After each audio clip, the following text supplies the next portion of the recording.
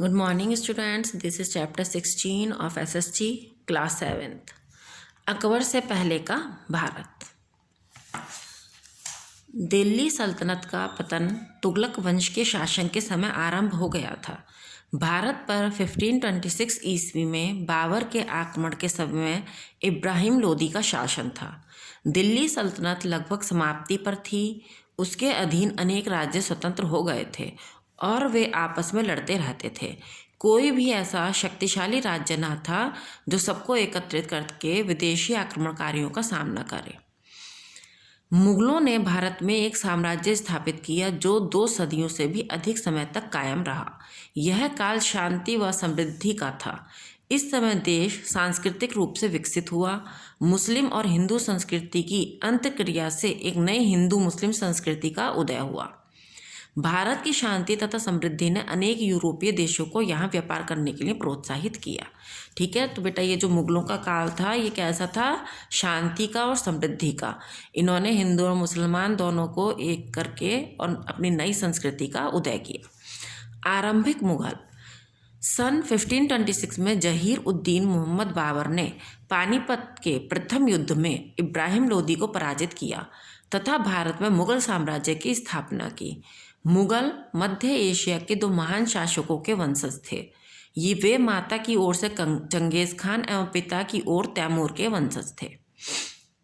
बाबर, सबसे पहले कौन आता? बाबर। जहीर उद्दीन मोहम्मद बाबर ने जब 1494 ईस्वी में फरघाना राज्य का उत्तराधिकार प्राप्त किया तब उस समय उसकी आयु केवल 12 वर्ष थी। मंगोलों की दूसरी शाखा उज़्बेकों के आक्रमण के कारण उसे अपनी पैतृक गद्दी छोड़नी पड़ी। अनेक वर्ष तक भटकने के बाद उसने 1504 ईस्वी में काबुल पर कब्जा कर लिया। उसने 1526 ईस्वी में दिल्ली के साथ साथ आगरा पर भी अपना अधिकार कर लिया था। उसने भारत में मुगल साम्राज्य की स्थापना की और आगरा को अपनी राजधानी बनाया।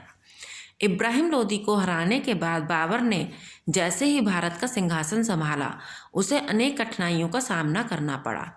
अफगान सरदार तथा राणा सांगा इस विचार में थे कि बाबर लूट का धन लेकर अपने देश वापस लौट जाएगा। वे यह भी सोचते थे कि बाबर की सहायता से उन्हें दिल्ली और आगरा प्राप्त होगा। बाबर ने दिल्ली पर अपना राज्य सुदृढ़ करने के लिए मेवाड़ के शासक राणा सांगा को 1527 ईस्वी में आगरा के निकट के एक गांव खानवा के युद्ध में पराजित किया। इसके पश्चात 1528 ईस्वी में बाबर ने चंदेरी के शासक मेदिनीय राय को चंदेरी के युद्ध में हराया। ऑक्सन्स नदी जो अफगानिस्तान से लेकर पूर्व में बिहार तक फैल गया, परंतु वह इसके बाद बीच में एक लाइन रह के बेटा 1529 ईस्वी में बाबर ने बंगाल और बिहार में अफगान प्रमुखों को घाघरा नदी के किनारे पर हराया। बाबर का साम्राज्य पश्चिम में ऑक्सन्स नदी यानी अफगानिस्तान से लेकर पूर्व में बिहार तक फैल गया, परंतु वह इसके बाद अधिक समय तक जीवित न रह सका। 1530 ईस्वी में लाहौर में उसकी मृत्यु हो गई। बाबर केवल मुगल साम्राज्य का संस्थापक ही नहीं था अपितु एक अच्छा लेखक भी था। उसने एक डायरी लिखी जिसमें वह अपने अनुभवों को लिखता था। वह तुर्की और फारसी भाषाओं में पारंगत था।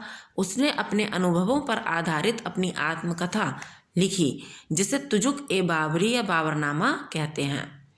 बाबर की संगीत और पोलो खेलने में भी रुचि थी। हुमायूं 1530 ईस्वी से 1556 ईस्वी। बाबर की मृत्यु के बाद उसका बड़ा बेटा हुमायूं दिल्ली की गद्दी पर बैठा। हुमायूं को भी आरंभ से ही मुसीबतों का सामना करना पड़ा। अफगान सरदार मुगलों को भारत से निकालना चाहते थे, इसलिए वे बार बार दिल्ली पर आक्रमण कर रहे थे। हुमायूं का सबसे बड़ा शत्रु बिहार एवं बंगाल का शासक शेर शाह सूरी था। शेर शाह ने हुमायूं को चौसा व कन्नौज के युद्धों में परास्त किया था। हुमायूं लगभग 15 वर्ष तक अज्ञातवास में भटकता रहा। सन 1555 ईस्वी में उसने अपना खोया हुआ राज्य वापस पाया। वह अपने साम्राज्य का नियंत्रण व संगठन करता। उससे पूर्व सन 1556 ईस्वी में उसकी मृत्यु हो गई। हुमायूं की असफलता के कारण। हुमायूं की असफलता के निम्न कारण प्रमुख थे। हुमायूं के भाई उसके विरुद्ध थे। उन्होंने मुसीबत के समय में उसका साथ नहीं दिया। हुमायूं के खजाने युद्धों के कारण खाली हो गए थे तथा जनता असंतुष्ट हो गई थी। हुमायूं सैन्य रणनीति व राजनीति का कुशल जानकार न था। वह बहादुर शाह और शेरशाह सूरी की शक्ति का सही अंदाजा नहीं लगा सका। अब आता शेरशाह 1540 से 45। हुमायूं को बंगाल के शासक शेरशाह सूरी ने से सबसे बड़ा मुकाबला करना पड़ा। उसने हुमायूं को 1540 ईस्वी में चौसा और कन्नौज के युद्धों में परास्त किया था। शेरशाह सूरी के कारण हुमायूं को भारत छोड़कर भागना पड़ा और उसे 15 वर्ष भारत के बाहर रहकर वनवास भोगना पड़ा। शेरशाह सूरी ने सूरी वंश की स्थापना की। शेरशाह सूरी ने उत्तरी भारत पर बहुत थोड़े समय तक शासन किया। उसकी गणना भारत के इतिहास में मध्यकाल के श्रेष्ठतम शासक के रूप में की जाती है।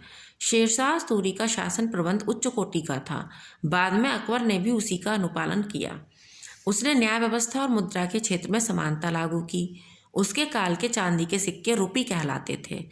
उसने लोगों के लिए सराय बनवाई, कुएं खुदवाए, छायादार वृक्ष लगवाए।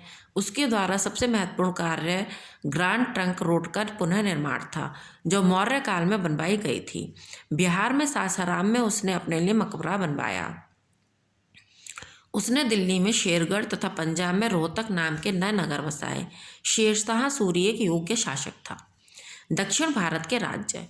उत्तर भारत की इन घटनाओं का दक्षिण के राज्यों पर कोई विशेष प्रभाव नहीं पड़ा, मगर इस काल की घटनाओं का उत्तरवर्ती मुगल साम्राज्य पर गहरा प्रभाव पड़ा। दक्षिण भारत की तत्कालीन परिस्थिति निम्न प्रकार से थी। बहमनी साम्राज्य का संस्थापक अलाउद्दीन हसन था। वह हसन गांगू के नाम से भी विख्यात था।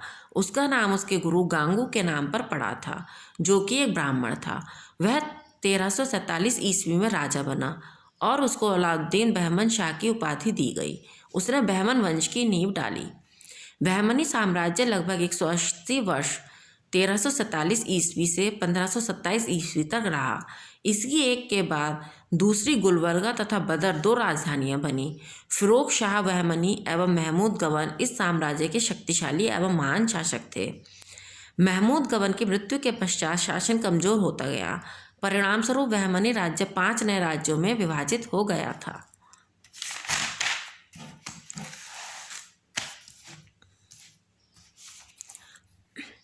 हरिहर एवं बुक्का राय दो भाइयों ने 1336 ईस्वी में विजयनगर साम्राज्य की स्थापना की थी। वे वारंगल के उत्कृष्ट व कुलीन सदस्य थे। बाद में वे कंपीली यानी आधुनिक कर्नाटक के साम्राज्य में मंत्री बने। जब कंपीली को पराजित कर मोहम्मद बिन तुगलक द्वारा हथिया लिया गया, तब इन दोनों भाइयों को बंदी बनाकर बलपूर्वक धर्म परिवर्तन कर हिंदू से मुसलमान बनने के लिए बाध्य किया गया। बाद में उन्हें दक्षिण भारत में विरोधियों को मसलने के लिए भेजा गया। कुछ समय पश्चात उन्होंने मोहम्मद बिन तुगलक के विरुद्ध बगावत करके स्वयं को स्वतंत्र घोषित कर दिया था। जल्दी ही उन्होंने विजयनगर नामक एक साम्राज्य का निर्माण किया। 1336 ईस्वी में हरिहर विजयनगर का प्रथम राजा बना। उसने 20 वर्ष तक शासन किया। उसके बाद बुक्का ने 1377 ईस्वी तक सत्ता संभाली। कृष्णदेव राय ने रायचूर दोआब पर ही विजय नहीं पाई, बल्कि वह अपनी सेनाएं लेकर बहमनी राज्य के अंदर तक प्रवेश कर गया। उसने ओडिशा पर आक्रमण किया और वहां के राजा को भी पराजित किया। उसने पश्चिमी तट पर स्थित सभी स्थानीय राज्यों के साथ मैत्रीपूर्ण संबंध रखे, क्योंकि ये व्यापार के प्रमुख केंद्र थे। वह चाहता था कि व्यापारी विजयनगर से भी व्यापार करें, जिससे विजयनगर की आय में वृद्धि हो। उसने मंदिरों के निर्माण और उनकी मरम्मत पर भी ध्यान दिया। कृष्णदेव राय संस्कृत और तेलुगु का अच्छा ज्ञाता था। उसने तेलुगु में एक लंबे काव्य अमुक्त माल्यदा की रचना की, जिसमें उसने बताया कि राजा को किस प्रकार शासन करना चाहिए। दक्षिण के 3 राज्य। हम पढ़ चुके हैं कि बहमनी राज्य 3 राज्यों में बंट गया था, अहमदनगर, गोलकुंडा और बीजापुर। सन 1530 में कृष्णदेव राय के मृत्यु के बाद जब विजयनगर शक्तिहीन हो गया, तो ये राज्य विजयनगर पर आक्रमण करने की योजना बनाने लगे। इन राज्यों ने मिलकर 1565 ईस्वी में तालीकोटा की लड़ाई में विजयनगर को पराजित किया। अब विजयनगर का वैभव नष्ट हो गया, परंतु ये राज्य भी अधिक समय तक सत्ता में रह सके। मुगल शासन का दक्षिण की ओर विस्तार बढ़ने से दक्षिण के राज्य नष्ट हो गए। रोचक जानकारी में देखिए क्या, आधुनिक युग में भी नदियों पर बांध बनाकर नदियों के जल का सदुपयोग किया जा रहा है। ठीक है, पहले भी किया जाता था और अब भी किया जाता है। इस लेसन की बेटा आगे की रीडिंग आपको नेक्स्ट वीडियो में कराएंगे।